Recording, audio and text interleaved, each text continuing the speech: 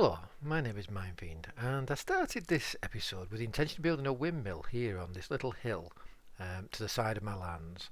I thought it looked quite nice to put some wheat fields next to it, and it's just to the side of my house, which is over there. But things didn't quite go according to plan. For whatever reason, while I was building the fields, it just didn't feel right. I couldn't really explain why, but just something wasn't working, and I needed to try a change.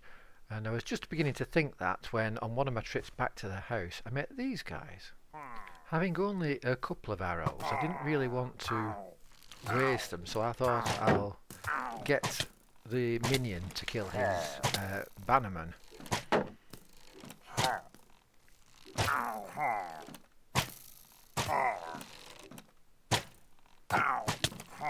Yeah, that went well.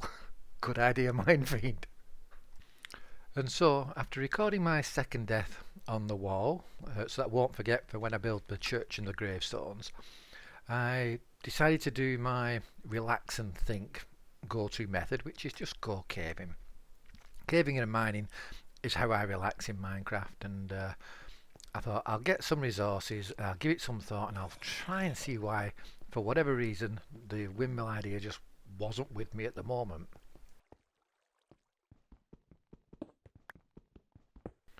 Now I'm well known for overlighting areas up. I do it for a reason because I tend to want mob farms, and so I would rather have the place overlit than underlit.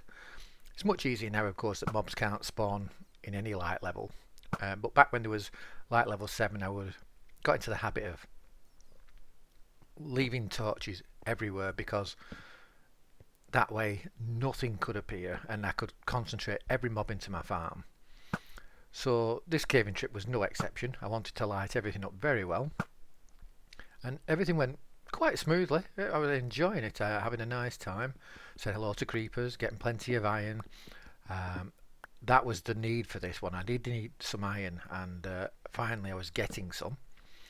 I'd lit up quite a bit of the cave when I saw this guy spawn in front of my eyes. I was just looking at the spot and he spawned, which was really good luck. It's always great for that to happen because then you know that where he appeared is a slime chunk. So I was very eager to get down there and say hello to him. Yeah, friendly little bugger. Yep, I got some slime balls out of this, which are always useful for sticky pistons for me. And it's definitely an area I'll have to come back to now to put a farm in at a later date. So to make sure I didn't forget where it was, I put down my usual sign. Always sign where you find a slime, just in case that's the area you want to use. And so I spent a long time in these caves, going further, deeper down, further out, until eventually I found these. The first diamonds I found, the first diamond ore I found. Before mining it out, I was just checking to make sure the area was safe and grabbing a bit of redstone and iron. And when I uncovered some more diamonds.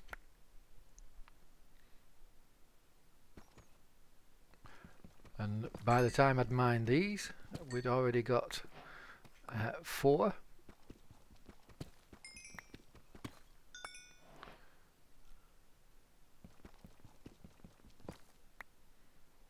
And the first 2 that I found, of course, then made 6, which is great because then you've got enough for an enchanting table and a pickaxe. You're doing great once you've got 5 diamonds. But I didn't let that stop me. I kept on. I couldn't resist. I kept going further and further, gathering more and more stuff when I should have taken these diamonds home. I've been down in the cave so long that the amethyst geode that's near the entrance to the cave, more or less all of it had completely grown to full extent, so I took the chance to mine up as many of those crystals as possible. And then finally I brought my stuff home. I was a good boy. I came back, but it was a couple of hours later than I should have done. But I finally put my treasures back in my chest. But the break caving hadn't helped. I still wasn't feeling the windmill and the wheat fields. There was something wrong with the wheat fields, and I couldn't tell what it was. Couldn't work it out, so I did what I do best, and I procrastinated. Having enjoyed the previous caving excursion so much, I thought, right, well, I might as well do that. Well, I think go and get more resources. So I went down and I mined anything and everything I could, from iron to coal. I mined pockets of dirt. I just got everything I could, even gravel. I spent quite a while just lighting up the caves, just having a look around, seeing what was around, hoping to find some inspiration, I suppose, to how to build this windmill and why I wasn't doing it right. But nothing was coming, apart from the fact I was getting lots of resources, which always helps. I even then, once I'd got so much, I took a trip back home, and while I was there, my armour was a bit beaten up, so I made some fresh one, and I retired my first set of armour. Put it on a stand by just outside my bedroom for now. We'll find some place properly for it probably later on, but for now it gets a memorial here, my first set of armour. However, this time when I went back mining, things were about to change. After a long session, I found some tuff, and I'd been wanting that. I want it as a building material. It goes well in the bottom of houses and things like that. So I thought I'll mine myself a stack of that. And that basically gave me the idea of, well, yeah, while I'm down here, I might as well get building materials for houses, so I'll mine some deep slate. Deep slate's great for houses, roofs and things like that. So I spent a while just digging and mining, basically a branch mine for all intents and purposes. And it was quite profitable. I found myself some diamonds, and redstone and things like that. But then this happened. I found a little bit of a cave, went into it, and suddenly I could see this. I couldn't believe my eyes. It was netherrack down in a cave. So I dug my way over to it, and yep, it's a ruined portal. This deep in the ground. I didn't even know they spawned that deep. It's really far down. I was just flabbergasted. And it's pretty much intact. There's just a couple of pieces of crying obsidian in the way, and other than that, it's like a buried treasure. Now, by this time, I'd been caving for a while, and I'd gone in all sorts of directions. I had no clue where I was. So I thought the best thing I can do is I can use what little wood I've got left, make some ladders, dig straight up to the surface, and have a look, see where we are.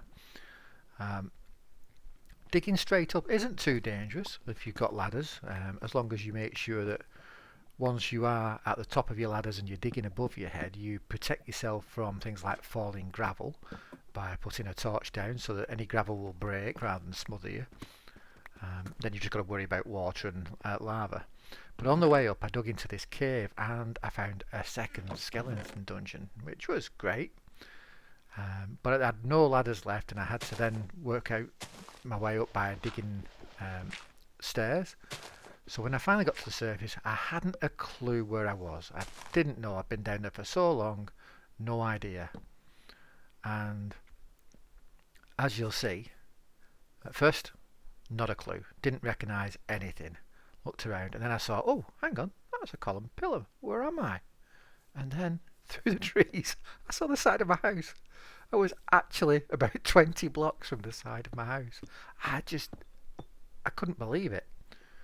But now I've got another portal there, and I know how to fix that.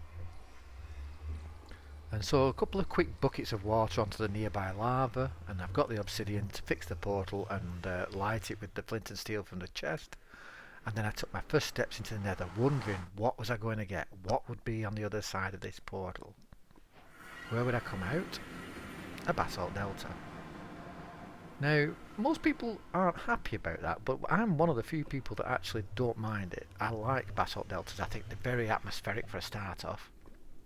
The ash and the crackling and just the hellscape of it all. But secondly, you've got all these lovely materials. You've got access to lots of basalt itself. And in basalt deltas you get a lot of blackstone. Blackstone's a great resource. And also you get these guys. Now while they are deadly, and at low level on hard difficulty they are deadly, they hit very hard. What they do mean is you've got quite a good source of these, magma cream.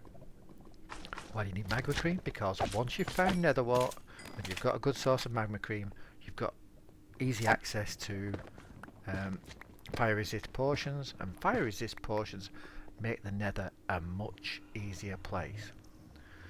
So my first thing I want to do is I want to get down to the main lava level. Turns out I'd spawned quite high. If you can get down to lava level, if you can work your way around the edges of the lava, you can start to look for nether fortresses and things like that. So I spent the next hour or two making this area safe and trying to get my way down to the lava level. The main method I used for doing this was just flattening the area and then digging out a staircase. Each time I couldn't go any further forward, I'd dig back a layer until I was getting further down. Took quite a while, but I got me a lot of resources. And then I could hear the familiar baby's whistle, and there was my first ghast. Good look at it through the spyglass and you get the advancement. And a little while later another one appeared, and this one came to say hello though. So I actually got my first ghast kill this time. Quite a long way down there. I thought, oh look, striders.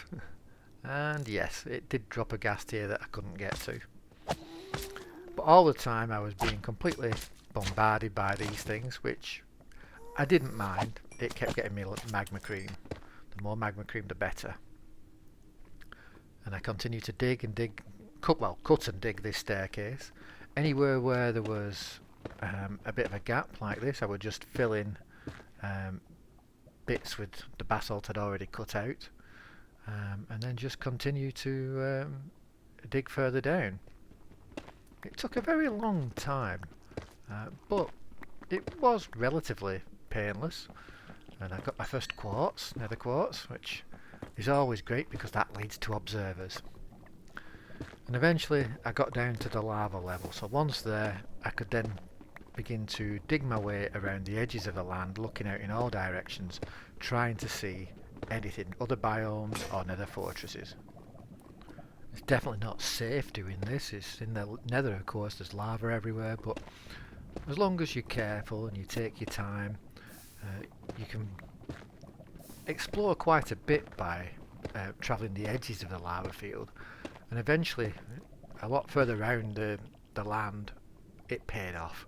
I found this big block in the distance, a nether fortress, and surprisingly it was actually almost 180 degrees around the island from where I'd started, so I could just carry my tunnel straight on in a straight line and was actually headed right for it. And what I've not been mentioning is that I've been digging my tunnel the whole way really, 5 blocks wide, and there's a reason for that. It's so that in the future I'll be able to make it into a nether tunnel, a minecart tunnel. I like my tunnels 5 blocks wide, you'll see that on Brocraft. But I used all the basalt and everything that I'd been getting as resources to bridge out across this lava straight towards the nether fortress. It's not that difficult as long as you keep your finger on shift so you don't fall off into the lava. And along the way you do have to watch the magma cubes because they will pester you non-stop. They're constant in this biome, which can be a drain, but as I said before, magma cream. I love the magma cream. The only probably better place to get it from is the spawner in a bastion. But it didn't take too long bridging across the lava this way. I had the resources, so I was soon across to the other side and where I could get soul sand. But the thing is, by this point I had been caving for hours, and then excited for the nether, so in the nether for hours. So when this guy came over, I realised that I'd only got about 2 or 3 arrows left and I didn't want to use them. My brain was too tired to think straight. So I thought, oh, I'll get the Return to Sender achievement. It was definitely not the wisest thing to try and do, especially not hitting it back with a fish. But it was a chance to get it, and I wanted to save me an arrow, and that happened. Tired brain, not working straight, didn't think about it. Should have either run away or just used the last 2 arrows, a couple of arrows I had.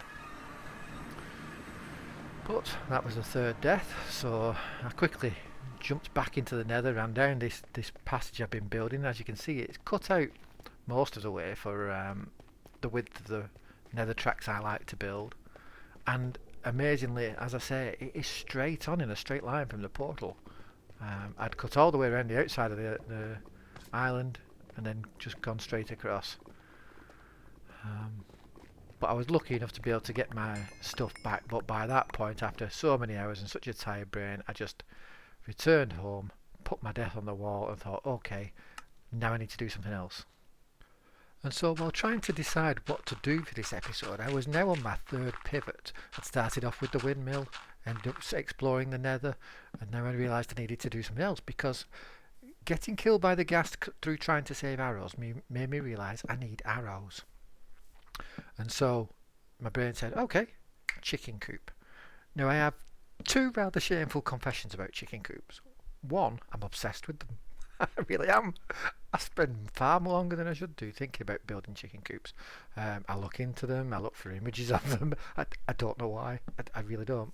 But I needed feathers for arrows, and I thought, well, this is the solution. I've got plenty of flint from all the gravel I've been getting. So get this. Now the second shameful thing is, this series I want to try and learn how to build pretty myself. So for some reason I just didn't hear. I looked up a tutorial and followed a tutorial, a wonderful one. This is beautiful, I love it. It's by Gorillo. You can find it on his channel. So I built this chicken coop, but I felt really bad afterwards. I felt like I'd let myself down. It's hard to explain, but I wanted to build everything myself, and I just fell back into old habits of looking up a tutorial and building that. Not quite what I wanted. So whether or not that chicken coop stays, I don't know. It's beautiful, I love it. It's getting me all the eggs I need, but it might not stay. I did use up the golden silk touch pickaxe that we found early on in the series to get the podzol to be able to put down as well, which was a mistake because I wanted that for the diamonds, but just, I don't know where my brain was this episode. So anyway, I finished off building this. As I say, it's by Gorillo. He's got a lovely tutorial on his channel, you can go and look it up. But then when I just finished building it, my brain said, hang on, if you want arrows, why get feathers for arrows? You've got a better way. So I quickly set to work gathering some more resources, smelting up a lot of cobblestone back into smooth stone, gathering sand to make glass, turning some of that glass then into tinted glass, thanks to all the amethyst crystal I'd gathered, and generally preparing because, of course, I was stupid. I had a much better way of getting arrows than feathers. I have a skeleton dungeon. This was the skeleton dungeon I found in the first episode. It was so close to the surface. So it's one of my favourite things in Minecraft to do is skeleton dungeons into mob farms. So I thought, why not? Let's convert that. Now, I always start by counting out the 4 blocks away from the spawner and marking them with a special block.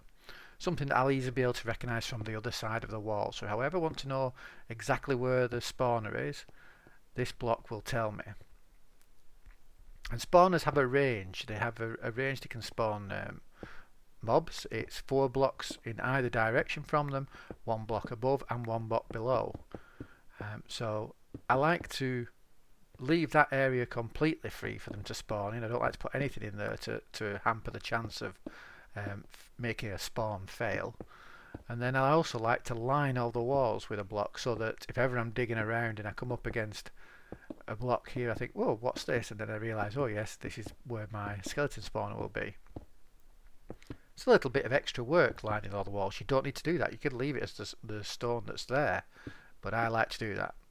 I also put something on top of the spawners to make sure that a skeleton can't spawn on top of there and then just stand there. I like to. That's the only block in the area I do like to make sure isn't spawnable for them. But I also went up about 4 blocks from there because the skeleton can spawn 1 block above. He's 2 blocks tall. That takes him up to 2 blocks above it, and I like to have a little bit of an air gap above, just really, I suppose, as a safety zone, but it's not doing anything. And then once I'd got the area dug down deep enough that I wanted, which was 4 blocks below the spawner, because again they can spawn 1 block below, so if a skeleton is 2 blocks tall and he falls, I want him to fall so his head is not intersecting with that spawner line. So I like them to fall 4 blocks, because then his head will still be 1 block below where the next batch can spawn. And I put these fence gates in just to hold back the water streams that are going to be in here. I put them in line with whatever water's going in. So the ones on the top, they're holding back the main, where the main water will push them off into the channels, and then the other gates are following the channels. Once all that's done, I have to decide whereabouts do I want to bring the skeletons up.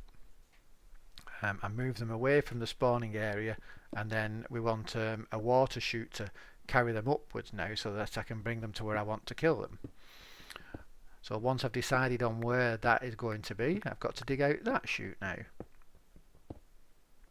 As always, digging down, make sure you stand on the gap between 2 blocks so you don't fall straight down in case there's a cave up beneath you or lava beneath you as you're digging. It's the safe way to do it.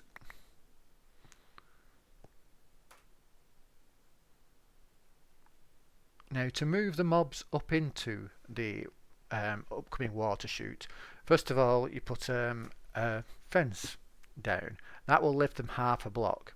It doesn't seem like much, but that's very important, because that half a block puts them ready to go up into the next water stream. It makes them intersect with the water stream that's going to be coming up from the soul sand there. And these 2 fence gates hold back the column of water to go and get into and be shot up through the bubbles. The soul sand at the bottom will produce the bubble column, of course, and any bubble column will lift whatever's in it, so once the skeletons are in it, they will get lifted high up. So now I've got decided where the skeletons are going to be lifted from. I'm going to decide where I drop them to, and I want them to drop beside that chute. So I mark it first of all where I know where it's going, and then I put in the system for them to land on. Here I put a hopper to collect the drops once I kill them, and then an iron trapdoor for them to fall onto. I'm going to change that in a little while. It's just temporary at the moment while I get the system working. Now, to make the mobs half a heart when they land there, take enough damage to land half a heart, they've got to drop a distance of 22 blocks, because Minecraft ignores the first 3 blocks you drop, and then for every other block it takes away half a heart when you land.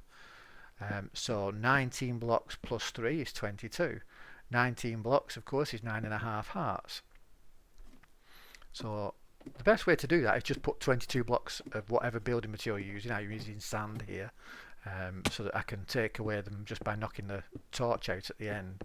Put 22 blocks and you will get to exactly the right height without having to count it, without having to keep dropping off and going, what am I up to? 1, 2, 3, 4? No, just put in 22 blocks, and when you've used up all your blocks, you know you're at the right height. So then it was a case of building the drop chute. And of course with this I want to be able to see them drop, so I want the front wall of it to be glass. Once I get to the top, which is marked by the sand of course, here I'm putting a marker block, a dirt block there, because on that level later on I will be converting this over. If I ever get some snow, I'm going to put some snow in there so that I have the option to change the skeletons into strays, and that way then I can get arrows of slowness. But we'll see about that, that depends. If I want to, I can put the powdered snow in there and that will freeze them and turn them into strays. But for now it's just going to be a normal skeleton spawner. So once I've got the raising chute up, now at the right height again. Just connect the two across at the top. And then in water sources you always have a chance of a squid spawning. So out of habit I build a squid killing section, which is what the magma blocks are. It's what the one at the bottom is for, is to push the squids across and kill them in the one block. It's what these are at the top for, as if it spawns in the water source at the end, it will die before it gets into the system here. It's not quite the same issue really with these that come up above ground, but if you're down underground you need it. But it's just habit for me, and it doesn't feel right not building it with it there. It's redundant, but you know, I'm a bit set in my ways. Some things have to go the way they always do for me, otherwise my brain hurts. So then the easy way to get the water sources, they have to be all water sources of course for a bubble column to work. You just drop a column of water down, just replace the soul sand for a moment so you can plant the kelp on it that you got, and then just plant kelp all the way up, and that will turn all the falling water into source blocks. It's very quick and easy, much easier than the old way where we used to have to swim down, grab a bucket of water, swim up, place one. So much quicker these days. It's really a useful change to the game. Then when you've done that, put the soul sand back and the water will turn back into a bubble column, which will fire you up at a rapid speed. Fire all the skeletons up at a rapid speed.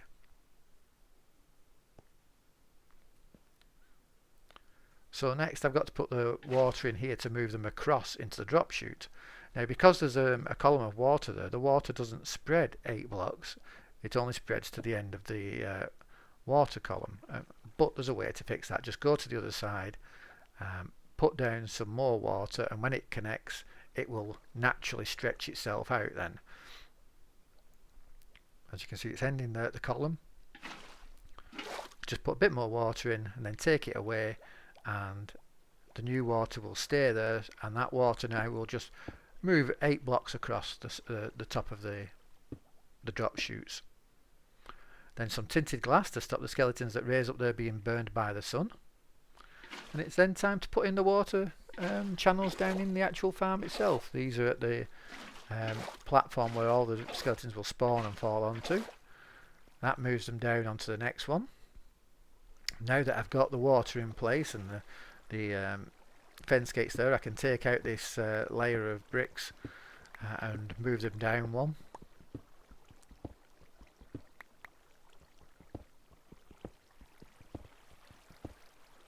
And then put the next layer of water on. You can have this smaller so that one 8 long wide strip of water is all you need, but you do lose some of the spawning space. So this way you get the maximum, you get it all, so you'll get every spawn that can spawn will spawn. It's much more productive this way. Bit more work, bit bigger area, but more productive. And then once the water's carried them all the way across, then you just need a channel that now filters them all, moves them all to the elevator, the water vator. So just put one source block in, and that will then stretch along and drop down and go around the corner, and it will push them along and up onto the fence post, which will push them up into this next column of water, and they'll get shot up and then moved across and dropped. So that's basically the farm done now. What I've got to do next is just seal it up. Cover it all in with tinted glass so that I can see through just about, and it's all dark in there, no light getting through. And then back here is where I go to the block I've marked, so I know exactly where the spawner is, and it's time to take out the torches that were preventing any spawns in there. This is always the fun bit, the risky bit, but it's no longer as risky as it used to be. When they could spawn in like level 7 or above, they would be spawning while you're in here trying to knock these out, but now you're pretty much safe as long as you just put a couple of torches down to protect yourself. You can take out all the other torches. As you can see, that spawner is spinning. It's desperate to try and to spawn some skeletons because it's had so long waiting for it. And now just give them a chance. As soon as I take out the last torch, the skeletons spawn and start shooting. So it's time to put the marker block back, so I'll always be able to find what the level of the spawner. And that's the farm in operation now, really. The skeletons have spawned, they drop into the water, they get moved along, up the water chute, across the top, and then they get dropped 22 blocks, so they come down here, so they're an easy kill. As you can see, that one's getting shot up the water column there, and they get moved across and then dropped. And then just an easy kill.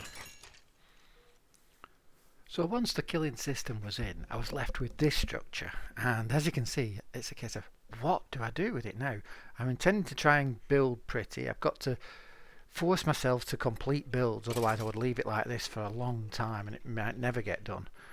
So I thought, what can I build around it? And I didn't know, and I spent ages just placing blocks, trying to make some sort of inspiration appear, and I couldn't think. So I prevaricated again, and I thought, right, I'll build my sorting system. Maybe it'll come to me while I'm building the sorting system. The sorting system itself isn't really anything special. It's quite old tech by this point. If you're used to any sort of mob systems in Minecraft, it's just a simple silent elevator with item elevator with connected to an impulse SV overflow protected sorting system. Very old tech, but it works. It still works. So the first thing I did though was I corrected what I'd done earlier, as I said I would. I moved the collection system down one block because I wanted to put a minecart hopper in. They're much better at picking things up than a normal hopper. So I had to lower the block. I had to put the rail in and put the minecart hopper on that, because you can't place them unless you place them on a rail. And then once you've got it on the rail, all you do is just take the rail out and it will sit there then, and it's sat on top of a hopper, so the hopper will suck stuff out of the hopper minecart into the chest and on into the system. Then it's a case of hiding that, so I just had to put a block above it, put a piston above it, and move the piston to push the block down into the hopper minecart, which you can do because a hopper minecart is an entity, it's not a block. You can push blocks into entities, and then just cover it up, and it's sat there now, and it will pick up much better than the hopper did. I actually got a head here. I have got the data pack in that gives more mob heads just for a bit of fun, and I actually got a pillager head there, which will come into play later. So then I went on to keep distracting myself. I started building the silent hopper item elevator. You may notice I'm using jack-o'-lanterns here as blocks. I do that for a very specific reason. If you don't, when the items are elevating, the lights are going on and off, on and off. Oh, this guy drove me mad. He would not get out of my way. He got in my way every time I was trying to do something, and he would not move away. He was there for ages. But the lights are going on and off all the time the system's working. They blink on, blink off while there's an item being sent through. And that blinking light causes lighting updates, which causes lag.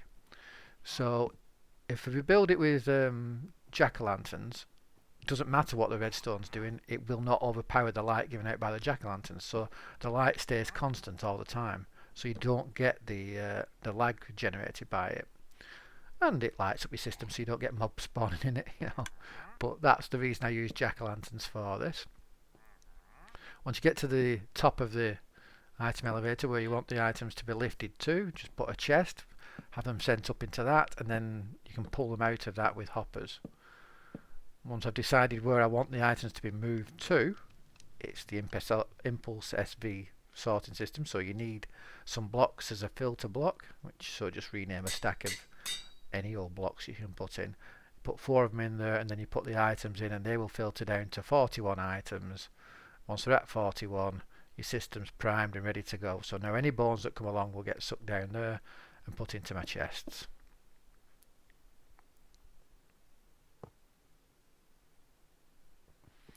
Then it's a case of connecting the hoppers, and oh, this is painful for iron, very very painful for iron. But I decided it was better to do it this way rather than with water channels, because one, it's not a multiplayer world, it's not that big of a problem. There's more of a problem with the water noises than for me at this point here, than there would be for any particular lag from the hoppers. But I will put composters on top of them to stop them searching for items above them, and again reduce the lag. But as you can see, it all works now. The bones get filtered out. So I signed the build once that's built. During a bit mining session to get a bit more iron, I found another geode that was very close to my base. So I put that site there because I think I'll put an amethyst shop on top of that. And then I got back on with finishing off the system. I've put the arrow collection point in. So this is the point now where I dispose of all the items that are going to be junk. Anything I don't want. But I put the system in so that I can see what I don't want. I can check it first before I get rid of it. That's the arrows going in, so now we've got the arrows. But here I'm just testing the ejection system, and it does eject it properly onto the cactus to be destroyed. But I've put the lever in so that it can be held until I've checked it and decide I don't want any of this, and then I can throw it away.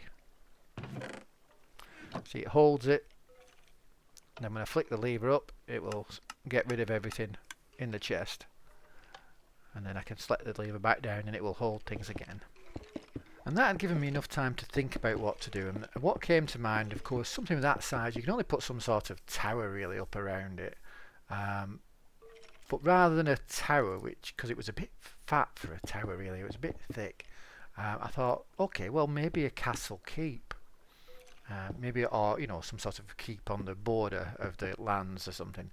So I started building the walls, putting in a bit of texture as I went, not a lot. I did come back later and put more in, but I built this box up all the way around the tower, the elevator, and then took a look at it, and it wasn't as imposing as I thought. It didn't dominate the way I was worried it might. So I thought, yeah, I can do this. A tower will be good.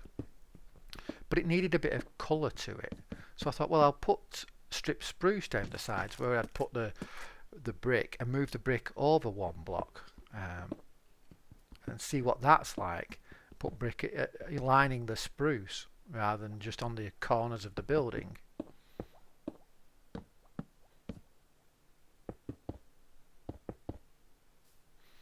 I took a look at it and I thought, yeah, the colour helps. The colour definitely helps.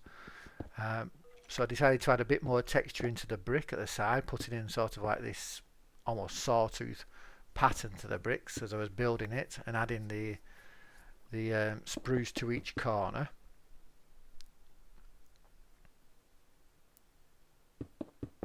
It's quite the process. I was actually enjoying the build it, look at it, change something. Changing something is something I've not really done before, but I kept stepping back and looking at it and thinking, does that work? Does that work? And yeah, I think that's much better like that. Better than it was. Just put a rail there to stop items being splashed out the front the same way. But then when I'd put all four corners in, I thought, right, okay, so now I can put the windows into this castle. And I started off with narrow ones. I wanted something kind of like arrow slits, which is in keeping with a keeping. But then, rather than put glass in, I thought I'll put bars in, a bit more sturdy, more battle ready. And that was a moment when suddenly it came to me. This wasn't a keep. It really wasn't. The bars gave me the idea. This was a prison, not a keep. It's where the undead are being kept. And that idea just felt right. I'd been struggling for so long trying to think of what was going to be built there. And yet, when I looked at it like that now, it was a case of, yeah, it's not a keep, it's going to be a prison. I liked the staggered windows too. I tried them that way before I filled in all four, all on both sides, and it was better with just the staggered windows. But again, it needed a splash of colour, so I put these trap doors above them. I'm not really sure what they actually are, but they do help give it that little something. So I carried on texturing the building, swapping in andesite, stone brick here, in this case a bit of cracked stone brick to make it look like there was a crack on this side of the prison. And it was a process I actually really began to enjoy once I knew what I was doing. I kept trying new things. This method of building, putting the blocks in the left hand and the off hand and using the axe, is really fast, so much faster than the other way. I didn't know you could do it until I'd been watching one of Whip's videos and saw him do that, and I thought, does that work? And I tried it, and yeah, it works. Here I'd put I decided to move the spruce out by one block on each side to give just a little bit of depth to the building. And I tried it, I looked at it, considered it, and yeah, it's better than just flat against the sides. It does work better, but it still needed something. Again, a little bit of detail. So I put the stone buttons on to represent big nails going into it or something. And I didn't know what type of wall reinforcement to put, so I tried both. I tried a bit of black stone and I tried a bit of stone brick. I was expecting to want to use the stone brick because the rest of it's stone brick. But as you can see here, there's something about that little change in colour again that just works. So I swapped it out. And that was one of the big learning processes of this, was learning that you can change it.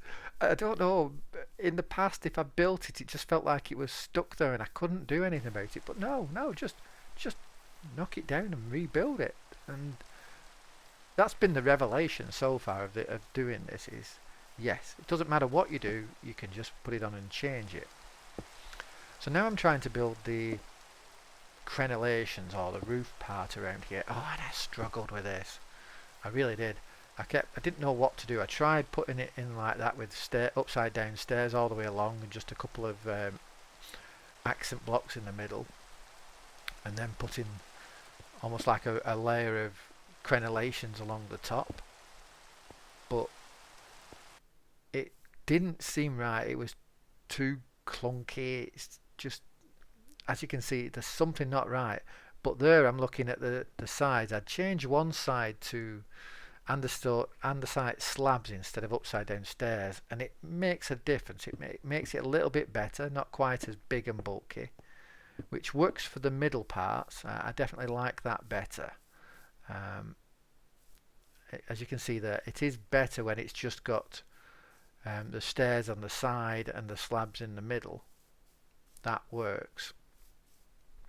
But I didn't know what to do with the tops of the pillars. I tried making one much shorter, and that didn't work. I tried putting on the stairs outside, and that was too big and bulky, and I noticed there that was a brick out of place, so I will fix that. But I do like the andesite slabs rather than the stairs, so I've just fixed the brick that was out of place, that hadn't gone in correctly. And then doing that, I found that gap above, and it makes the crenellations and looks a bit better. So I'm going to do that around each top of each spruce pillar now. I'm going to put those in.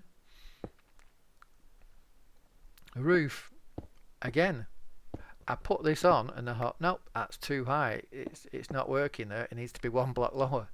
You can change it. You can change it. I know that's absolutely obvious to every builder out there, but it was something that had always been a stumbling block for me. I don't know, I just didn't like to go back and change it. I thought, I spent all that time building it, I'm not changing it. I kept combining the enchanted bows I've been getting from the skeletons until I'd got one that was quite decent. It was a mending flame bow, and then I decided to put like a platform around the base of the prison, just so that I could hide all the sorting system. I just sort of think, well, That'll be where the guards can patrol around, watching around outside. And then after a little bit of wondering what I can do with the interior, because obviously I can't put prison cells there. It's not really that. It's a mob grinder really. XP farm. I just played around inside, trying to transform it a little bit, making it look habitable, I suppose is the best word for it. Digging back stuff, putting in new walls, covering up some of the ugly mechanics of the place. But then I realised that if you're going to have an XP farm, you need enchanting table next to it so you can take advantage of it. And I didn't have the books, so I did this. I went back to the villages that I'd been to. I stole their books. My only other alternative was using leather, and I didn't want to kill cows, so I decided to be a thief rather than a murderer. But I got the books I needed to make the enchanting tables by going robbing these poor people. I'll make it up to them eventually. I'll give them nice places to live. I will. I do feel bad about it, which is ridiculous. Really ridiculous. But then it was a case of get home and make the enchanting tables. You need 45 books for the enchanting tables, for the bookcases, 15 bookcases, and then one book to make the enchanting table itself. I didn't have the extra book, so I went to my fishing spot, and when I finally remembered which chest I'd put it in, I got the pieces of leather I'd been getting from fishing. I'd only got 4, so they're very precious. But I used one to make a book, which then meant I could make the enchanting table, which is a milestone in Minecraft, isn't it? Once you get to unlock enchanting.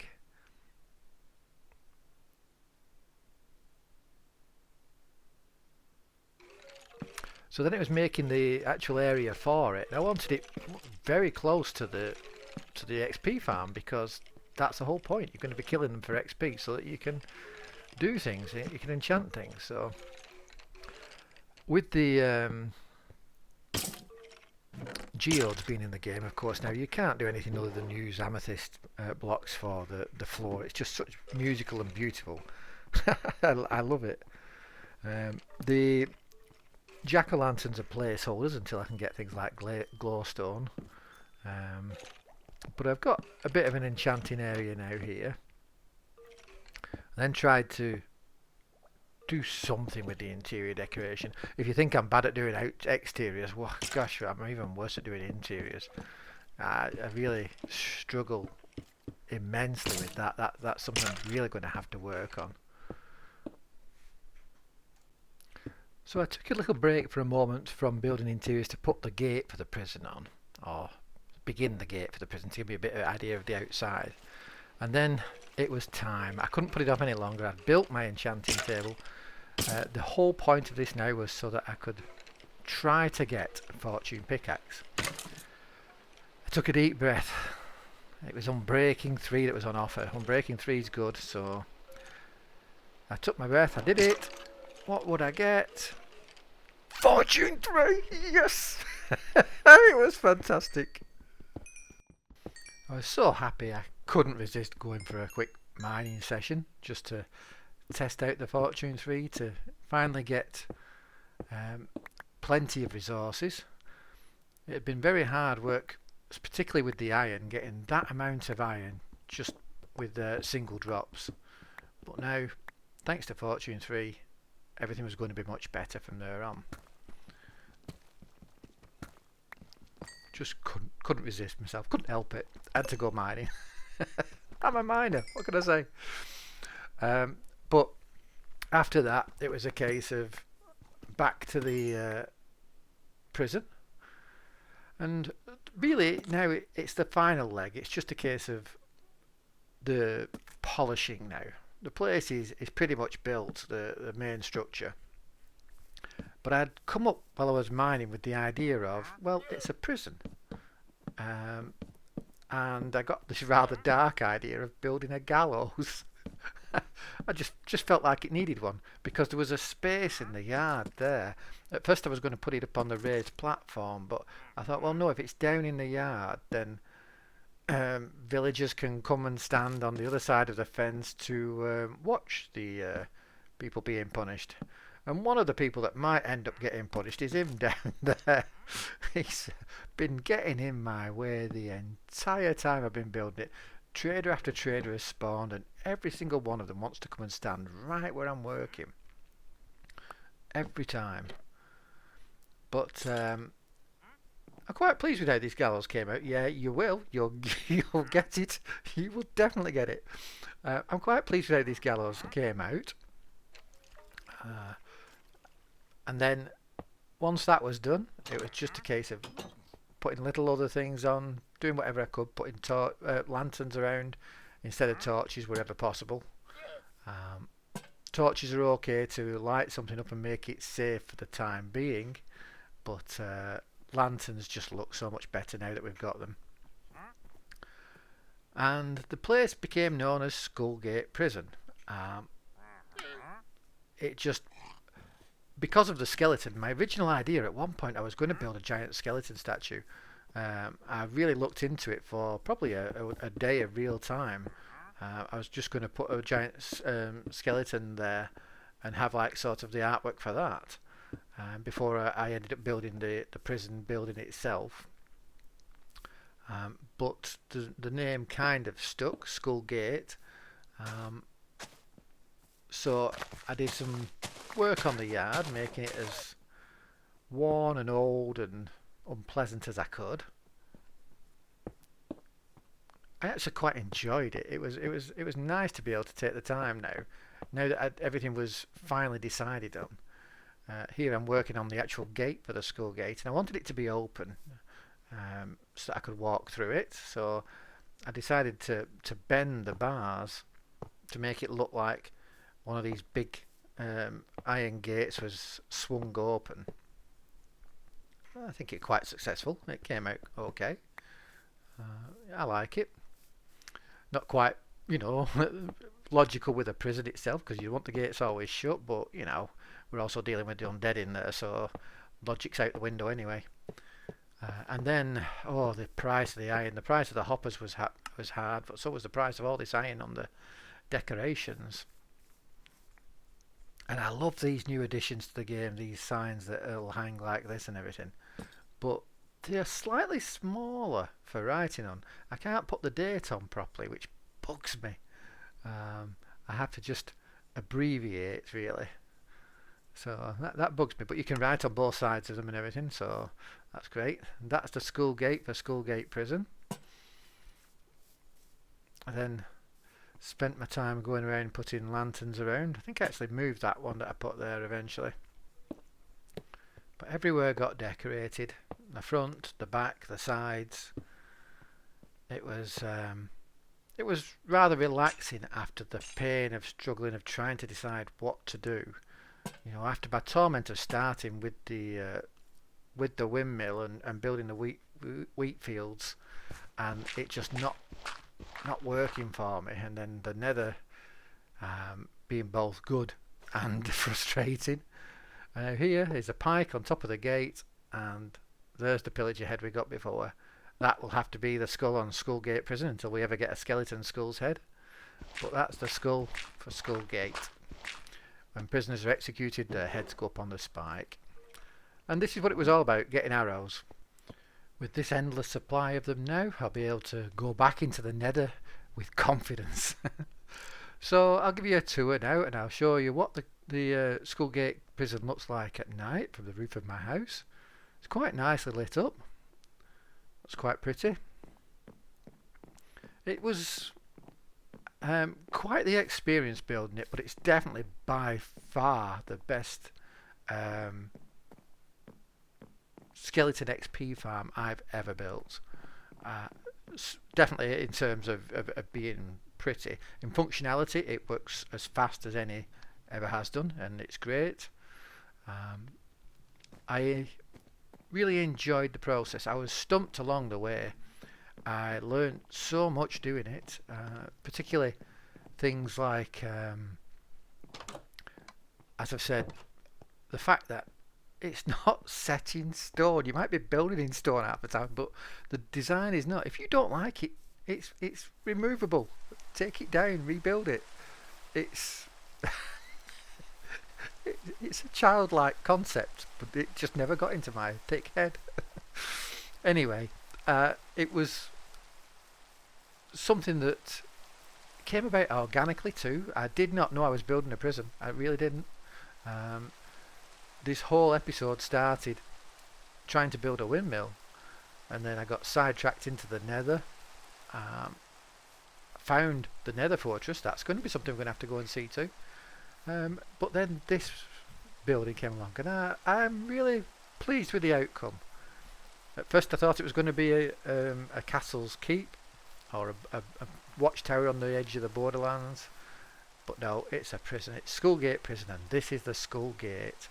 Here it is, the gate with the two statues on either side, with the skull mounted on the top as a warning to all those pillagers not to come here.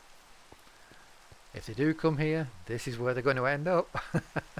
This gallows is the first one I've ever built. I've never built anything like that before either, a gallows, but it seems okay. I'm quite pleased with it.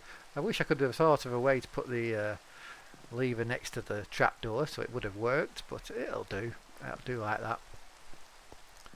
And this is the area. I might put a couple of iron golems up here to wander around. We'll see. I'm not sure. Might do. But the castle is built all the way around, and you can only get in through the skull gate itself. I will be removing a bit of the earth on the left hand side there to stop people being able to climb over the fences, but that's a terraforming job for another time. This has taken me nearly 3 weeks. It took 2 days just to edit the footage. But I'm quite pleased with the interior. Everything's okay. I like the fact that this is a surface spawner. I like the fact that I can actually just stand here and look down into it, because when all said and done, this is what it's all about, this spawner here.